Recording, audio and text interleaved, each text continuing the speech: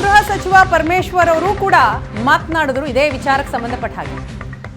ಯಡಿಯೂರಪ್ಪ ವಿರುದ್ಧ ಮಹಿಳೆ ದೂರು ನೀಡಿದ್ದಾರೆ. ಆ ಮಹಿಳೆ ಮಾನಸಿಕ ಅಸ್ವಸ್ಥರು ಅಂತಲೂ ಕೂಡ ಹೇಳ್ತಾರೆ. ದೂರನ್ನ ಟೈಪ್ ಮಾಡಿ ಕೊಟ್ಟಿದ್ದಾರೆ, ಕೈಯಿಂದ ಬರೆದು ಕೊಟ್ಟಿದ್ದಲ್ಲ. ಯಾವುದೇ ವಿಷಯ ಆದರೂ ಎಚ್ಚರಿಕೆಯಿಂದ ಹೇಳಬೇಕಾಗತ್ತೆ.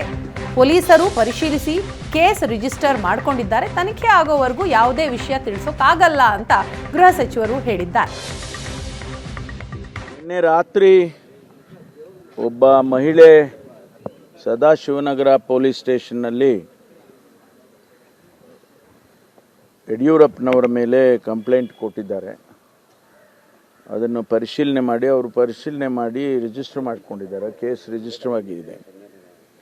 ಅದರ ಬಗ್ಗೆ ಈಗ ತನಿಖೆಯನ್ನು ಪ್ರಾರಂಭ ಮಾಡ್ತಾರೆ. ಅವರು ಕೊಟ್ಟಿರ್ತಕ್ಕಂಥ ವಿಚಾರದಲ್ಲಿ ತನಿಖೆ ಮಾಡುವವರೆಗೂ ಕೂಡ ನಾವು ಯಾವುದನ್ನು ಕೂಡ ಹೇಳೋದಕ್ಕೆ ಬರೋದಿಲ್ಲ. ಕೆಲವರು ಹೇಳ್ತಾರೆ ಅವರು ಮಾನಸಿಕ ಅಸ್ವಸ್ಥತೆ ಇದೆ ಆ ಮಹಿಳೆಗೆ ಅಂತ ಹೇಳ್ತಾರೆ. ಅವರು ಕಂಪ್ಲೇಂಟನ್ನು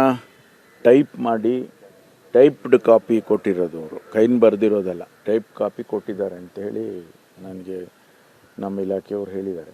ಹಾಗಾಗಿ ರಿಜಿಸ್ಟರ್ ಮಾಡಿದ ಮೇಲೆ ಕಂಪ್ಲೇಂಟನ್ನು ತನಿಖೆ ಮಾಡೋವರೆಗೂ ಕೂಡ ಯಾವುದೇ ವಿಚಾರವನ್ನು ನಾವು ತಿಳಿಸೋದಕ್ಕಾಗಲ್ಲ. ಯಾಕೆಂದರೆ ಇದು ಒಬ್ಬ ಮಾಜಿ ಮುಖ್ಯಮಂತ್ರಿಗಳನ್ನು ಅವರಿಗೆ ಸೇರಿರ್ತಕ್ಕಂಥದ್ದು, ಜೊತೆಗೆ ಒಂದು ಮಹಿಳೆ ಆಪಾದನೆ ಮಾಡಿರ್ತಕ್ಕಂಥದ್ದು. ಹಾಗಾಗಿ ಯಾವುದೇ ವಿಚಾರವನ್ನು ಹೇಳಬೇಕಾದ್ರೆ ಭಾಳ ಎಚ್ಚರಿಕೆಯಿಂದ ನಾವು ಹೇಳಬೇಕಾಗ್ತದೆ. ಮಾಹಿತಿಯನ್ನು ನಾನು ಇನ್ನೂ ಹೆಚ್ಚು ಮಾಹಿತಿಯನ್ನು ತೆಗೆದುಕೊಳ್ತೇನೆ.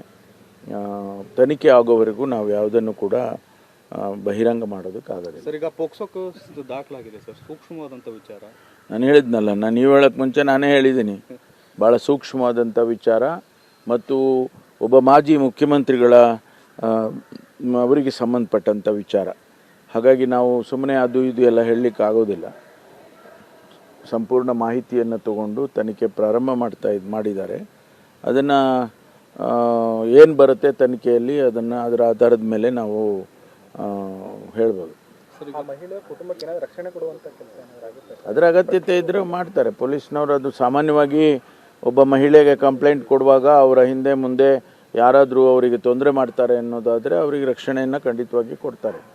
ಸಾಮಾನ್ಯವಾಗಿ ಆ ಕೆಲಸ ಪೊಲೀಸ್ ಮಾಡ್ತಾರೆ. ಸರ್, ಈಗ ಪೋಕ್ಸೋ ಕೇಸ್ ಅಂದಾಗ ವಶಕ್ಕೆ ಪಡೆಯುವಂಥ ಕೆಲಸಗಳು ಅದೇ ಅದನ್ನ ನೋಡೋಣಲ್ಲ.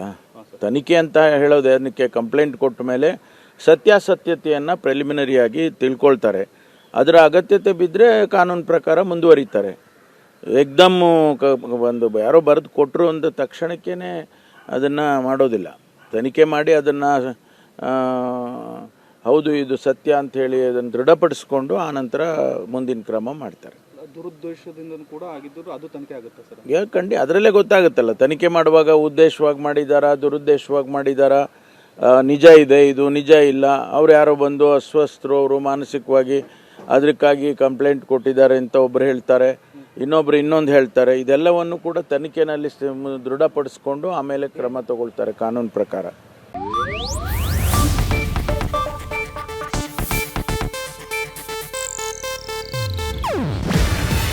ಇದು ಏಷ್ಯಾನೆಟ್ ನ್ಯೂಸ್ ನೆಟ್ವರ್ಕ್ ಪ್ರಸ್ತುತಿ. ನೀವು ನೋಡ್ತಿದ್ದೀರಾ ಏಷ್ಯಾನೆಟ್ ಸುವರ್ಣ ನ್ಯೂಸ್.